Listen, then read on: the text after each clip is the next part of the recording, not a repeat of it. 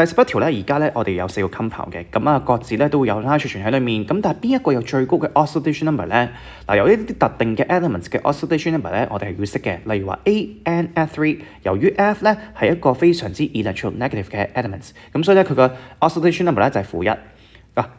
N 咧我哋唔知就叫 Y 啦，咁如果 Y 加翻3個-1咧，就會係等於0，因為咧成個 compound 咧個 charge 咧係冇嘅，咁即係0啦，咁所以 Y 咧就會係正3。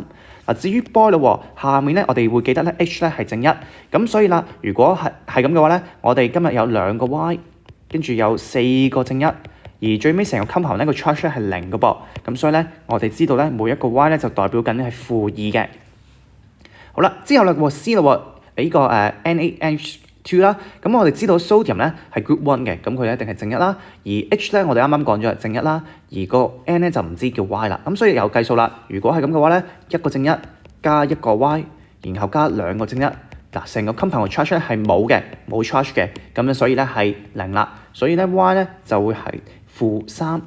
最後我睇埋啦 HONH2，H 咧就係正1。